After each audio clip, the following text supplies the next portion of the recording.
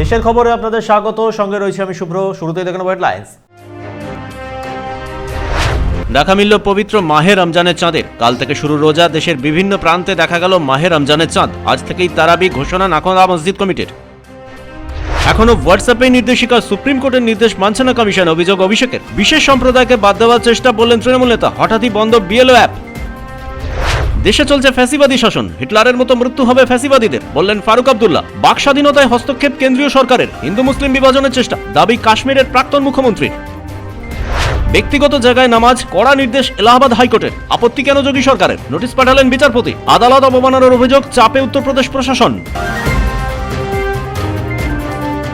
আসছে বিস্তারিত খবর। ব্যক্তিগত জায়গায় কেউ নামাজ আদায় করলেও আপত্তি তোলা যাবে না, কড়া নির্দেশ দিল এলাহাবাদ হাইকোর্ট। উত্তরপ্রদেশের বেরেলিতে এক নির্মীয়মান বাড়িতে জুম্মার নামাজ আদায় করছিলেন মুসলিম ধর্মাবলম্বীরা। তাদের গ্রেপ্তার করে যোগীর পুলিশ। সেই মামলায় এলাহাবাদ হাইকোর্ট নোটিশ পাঠিয়েছে জেলা শাসক ও পুলিশ সুপারকে। বলা হয়েছে সুপ্রিম কোর্টের রায় মানেনি পুলিশ।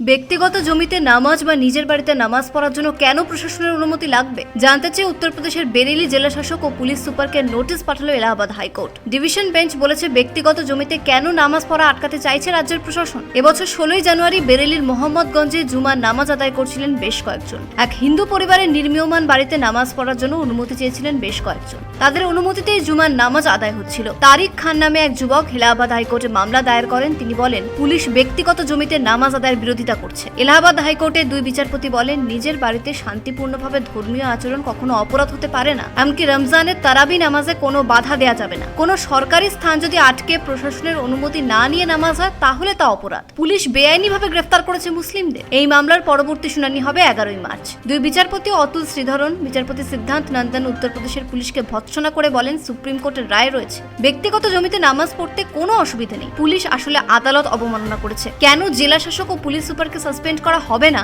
তা জানতে চেয়েছেন দুই বিচারপতি। এর আগে এই মামলা যখন এলাহাবাদ হাইকোর্টে উঠেছিল তখন দুই বিচারপতি জামিন দিয়েছিলেন নামাজিদের। আজ ডিভিশন বেঞ্চ বলে, যেখানে নামাজ আদায় করছিলেন মুসলিমরা, সেই সম্পত্তি হিন্দুদের হলেও সেটা ব্যক্তিগত সম্পত্তি। এই হিন্দু পরিবার অবশ্যই এলাহাবাদ হাইকোর্টে জানায় তাদের অনুমতি নিয়েই নামাজ হচ্ছিল নির্মীয়মান বাড়িতে। ব্যুরো রিপোর্ট, পুবের কলম ডিজিটাল। কাল থেকে শুরু হচ্ছে রমজান মাস। দেশের বিভিন্ন প্রান্ত থেকে পবিত্র মাহে রমজানের চাঁদ দেখা গিয়েছে। আজ কলকাতার মসজিদি নাখোদা মার্কাজি রায়াতে হিলাল কমিটি ঘোষণা করেছে, আগামীকাল থেকেই রোজা রাখবেন মুসলিম ধর্মাবলম্বীরা। আজ থেকেই শুরু হচ্ছে তারাবির নামাজ। শরিয়তের বিধান অনুযায়ী চাঁদ দেখার পরই রমজান মাসের সূচনা হয়। নির্বাচন কমিশন এখনো হোয়াটসঅ্যাপের মাধ্যমে নির্দেশিকা পাঠাচ্ছে বলেন অভিষেক বন্দ্যোপাধ্যায়। এক্স হ্যান্ডেলে তিনি লিখেছেন, কমিশনের বিশেষ পর্যবেক্ষক সি মুরুগানের হোয়াটসঅ্যাপে যাবতীয় নির্দেশিকা পাঠানো হচ্ছে। আজ হঠাৎই বিএলও অ্যাপ বন্ধ করে দেয় নির্বাচন কমিশন। এখনো নির্বাচন কমিশন হোয়াটসঅ্যাপের মাধ্যমে নির্দেশ পাঠাচ্ছে, অভিযোগ তুললেন অভিষেক বন্দ্যোপাধ্যায়। আজ তিনি সোশ্যাল মিডিয়ায় পোস্ট করে বললেন, সুপ্রিম কোর্টের নির্দেশ থাকা সত্ত্বেও নির্বাচন কমিশনের বিশেষ পর্যবেক্ষক সি মুরুগানকে হোয়াটসঅ্যাপের মাধ্যমে নির্দেশ পাঠাচ্ছে নির্বাচন কমিশন। আর সেই নির্দেশ অবজারভারদের কাছে পাঠানো হচ্ছে হোয়াটসঅ্যাপে। সুপ্রিম কোর্টের নির্দেশ মানতে চাইছে না জাতীয় নির্বাচন কমিশন। অভিষেক বলেন, নির্বাচন কমিশনের নির্দেশে কাজ করছেন মাইক্রো অবজারভাররা, অথচ সুপ্রিম কোর্ট নির্দেশ দিয়েছিল মাইক্রো অবজারভাররা AERO ও EROদের সাহায্য করবেন, তারা কোনো সিদ্ধান্ত নিতে পারবেন না। তিনি অভিযোগ তোলেন, রোল অবজারভারদের লগইন তথ্য দিয়ে কলকাতার একটা জায়গা থেকে সাইট ব্যবহার করা হচ্ছে। সেই সাইটের মাধ্যমে এক নির্দিষ্ট সম্প্রদায়কে নিশানা করা হচ্ছে। লগইন ডিভাইসে টাওয়ার লোকেশন আর রোল অবজারভারদের প্রকৃত অবস্থান মিলছে না। সুপ্রিম কোর্টের পরবর্তী শুনানিতে যাবতীয় তথ্য পেশ করা হবে আদালতে। রাজ্যের শুনানি শেষ হয়েছে। আজ সকালে হঠাৎ করেই বিএলও অ্যাপ বন্ধ করে দেয় নির্বাচন কমিশন। ফলে বহু জায়গায় বাকি নথি আপলোড করতে পারেননি বিএলও। কেন এই অ্যাপ বন্ধ করে দেওয়া হয়েছে তার সদুত্তর দিতে পারেনি নির্বাচন কমিশনের কর্তারা। তবে সুপ্রিম কোর্টের নির্দেশ ছিল 21শে ফেব্রুয়ারির মধ্যে যাবতীয় তথ্য আপলোড করতে হবে। 28শে ফেব্রুয়ারি চূড়ান্ত তালিকা প্রকাশ হবে। আজ অসমে গেলেন মুখ্য নির্বাচন কমিশনার জ্ঞানেশ কুমার। সম্ভবত এপ্রিলের প্রথম সপ্তাহে অসমে ভোট রয়েছে। কয়েকদিনের মধ্যে নির্বাচন ঘোষণা হতে পারে অসমে। জ্ঞানেশ কুমার বলেন, অসমে নিবিড় সংশোধন হচ্ছে নাম বাদ দেওয়া ও নাম সংযোজনের জন্য। ব্যুরো রিপোর্ট, পুবের কলম ডিজিটাল। দেশে এখন ফ্যাসিবাদীদের শাসন চলছে বললেন জম্মু কাশ্মীরের প্রাক্তন মুখ্যমন্ত্রী ফারুক আব্দুল্লাহ। কেরলে এক অনুষ্ঠানে তিনি বলেন, হিটলারের মতো মৃত্যু হবে এই ফ্যাসিবাদীদের। ফ্যাসিবাদের নায়কদের একদিন হিটলারের মতোই মৃত্যু হবে বললেন ফারুক আব্দুল্লাহ। কেরল সরকারের আহ্বানে ভিশন 2031-এর আয়োজন করা হয়েছিল। এই আন্তর্জাতিক সম্মেলনে হাজির ছিলেন বিশ্বের বিভিন্ন দেশের প্রতিনিধিরা। সেখানে আমন্ত্রিত ছিলেন কাশ্মীরের প্রাক্তন মুখ্যমন্ত্রী ফারুক আব্দুল্লাহ। বলেন, আশা করি মৃত্যুর আগে দেখে যেতে পারবো দেশের ফ্যাসিবাদীদের মৃত্যু হয়েছে হিটলারের মতো করেই। 90 years age to tell you, think of us. pray for us so that we can get out of this tragedy that we are facing today in the north. Thank God, South is still free, and I hope it remains free and develops and gets stronger. We get strength from you. We look at you and we say to ourselves, "Oh Allah, when will you wake up so that we can also walk freely, talk freely, think freely?" That's what democracy was. Of the people, for the people, by the people. That is the hope I have till my dying day, that the fascist forces will not succeed. They will die like Hitler died, and all his ambitions of being master of the world disappeared. I took this journey, 90 years age, to tell you, think of us, pray for us.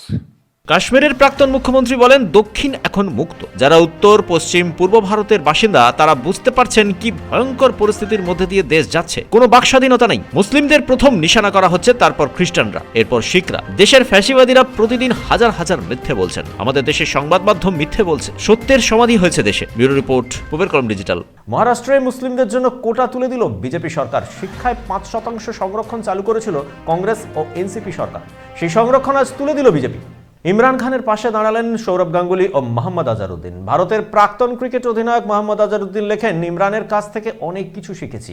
আর সৌরভ লেখেন, পাক ক্রিকেটে ইমরানের অবদানের কথা মনে রেখে উপযুক্ত চিকিৎসা করা প্রয়োজন। ইমরান খান ক্রিকেট বিশ্বে পাকিস্তানকে চিনিয়েছেন, তাই তার চিকিৎসা হওয়া উচিত তার প্রতি মর্যাদা বজায় রেখে, বললেন ভারতের প্রাক্তন ক্যাপ্টেন সৌরভ গঙ্গোপাধ্যায়। তিনি বলেছেন, ইমরান খানের স্বাস্থ্যের উন্নতি ভীষণভাবে দরকার, কারণ তিনি একজন কিংবদন্তি। পাকিস্তানের ক্রিকেটকে বিশ্বের মানচিত্রে নতুন করে চিনিয়েছেন ইমরান খান। তিনি একমাত্র ক্যাপ্টেন হিসেবে পাকিস্তানকে বিশ্বকাপ দিয়েছেন, পাকিস্তানের প্রধানমন্ত্রী হয়েছেন। তাই পাকিস্তান সরকারের উচিত তার প্রতি যোগ্য সম্মান দিয়ে তার চিকিৎসার ব্যবস্থা করা।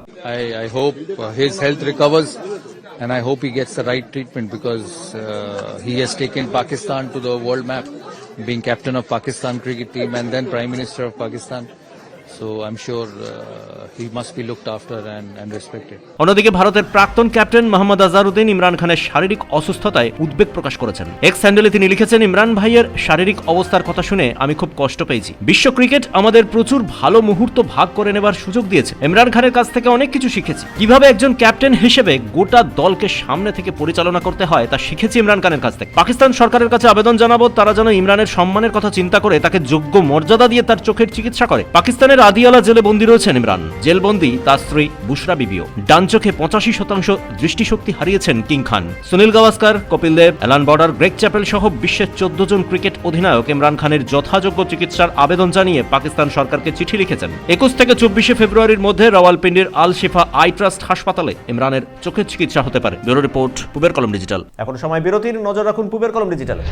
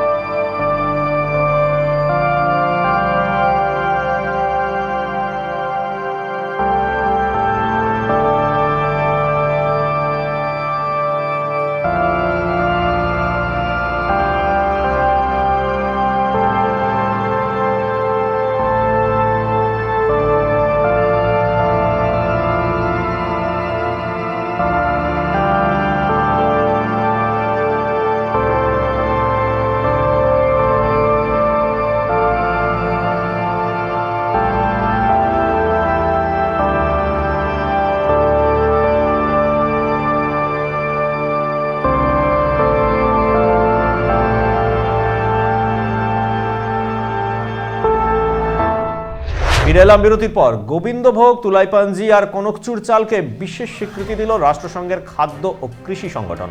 মমতা বন্দ্যোপাধ্যায় এক্স হ্যান্ডেলে এই খবর জানিয়েছেন আজ। দেশের খবর আজ এ পর্যন্তই। চোখ রাখুন পূবের কলম ডিজিটালে। আমাদের চ্যানেল সাবস্ক্রাইব করুন, অবশ্যই বেল আইকনটি প্রেস করতে ভুলবেন না।